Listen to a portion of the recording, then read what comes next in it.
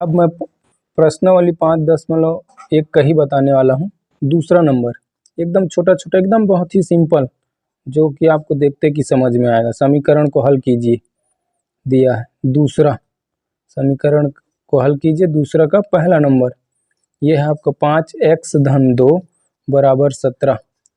तो इसमें क्या करना है, इस x का मान को ज्ञात करना है जी, कुछ नहीं करना है। यहाँ पर बस आंसर करके जाएंगे। आंसर में हम आएंगे 2 का ये पहला नंबर, तो ये हो जाएगा आपका 5x धन 2 बराबर 17।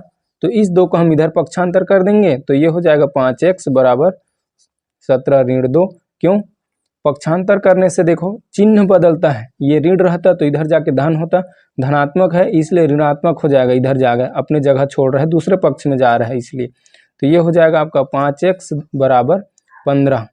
अब या तो इस देखो गणित का नियम क्या कहता है, गणित को आप 3-4 विधि से हल कर सकते हैं। यहाँ से देखो इसको पक्षांतर कर लेंगे तो ये हो जाएगा x बराबर 15/5। अब इसको दूसरा विधि क्या है, 5x बराबर 15। तो आप जान रहे हो 5 एक कम 5 तिया, तो x बराबर 15 ये भी कटता है। या दूसरे शब्दों में क्या कहते हैं, इसको हम हिंदी में लिखते हैं दोनों पक्षों को किससे, 5 से भाग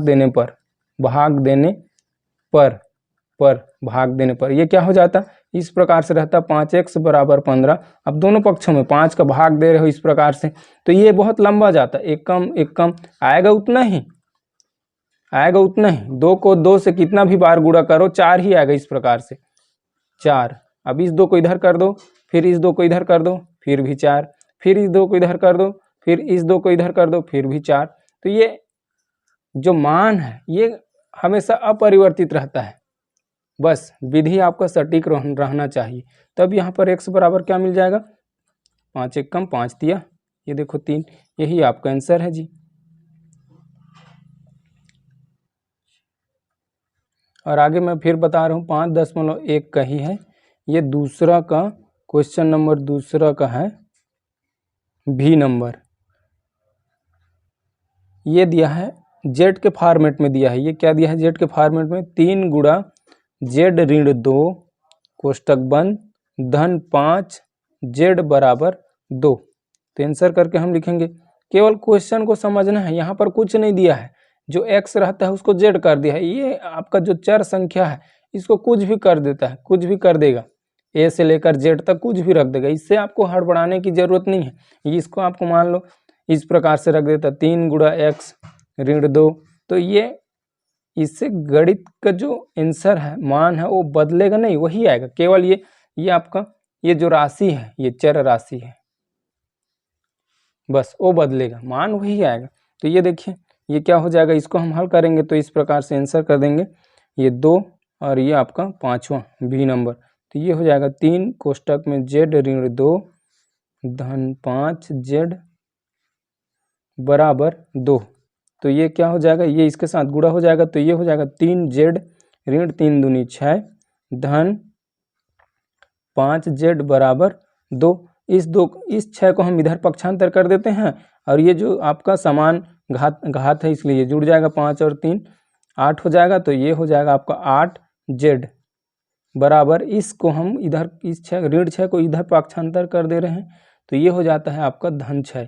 तो 2 और 6 को जोड़ेंगे तो 8 हो जाता है।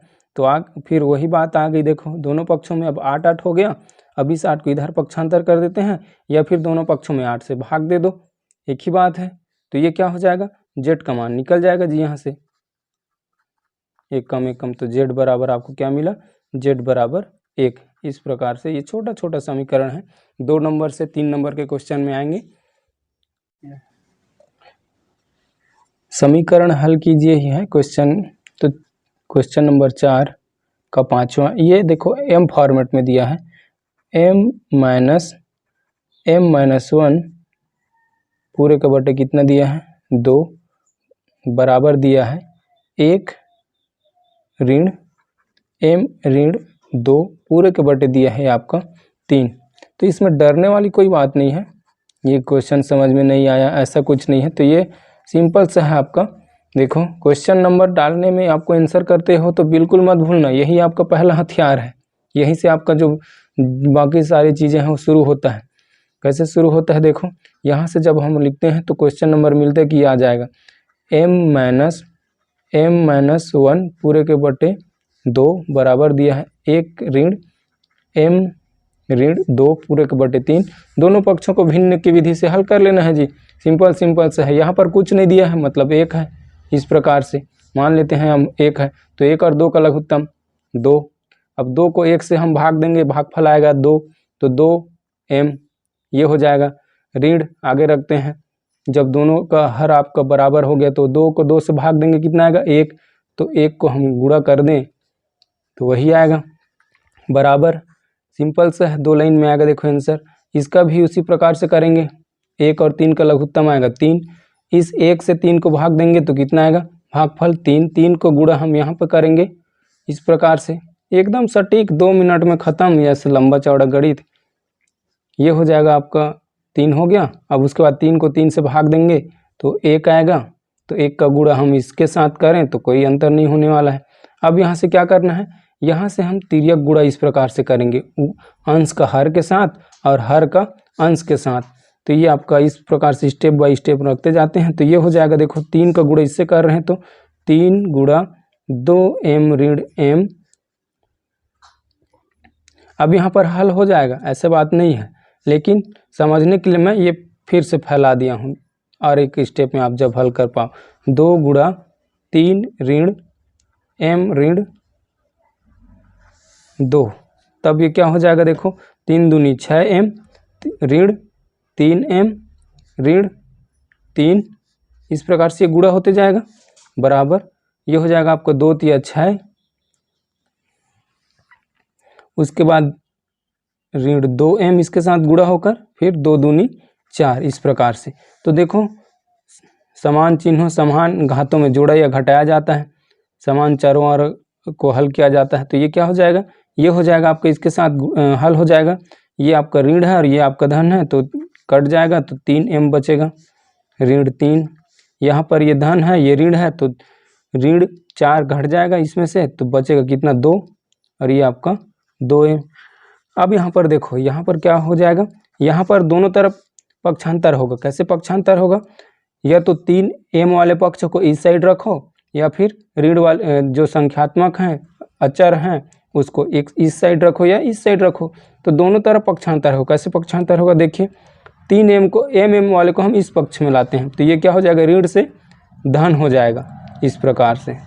अब मैं उस साइड में भी बताऊंगा, उस साइड पक्षांतर करके, ऐसे बात नहीं है, ताकि आपको दोनों विधि में समझ में आए।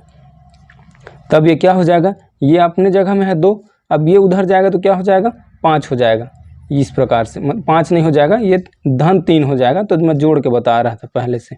तो ये आपका कितना हो जाएगा 5m और ये आपका कितना हो जाएगा 5, तो बराबर आपको कितना आ गया m बराबर।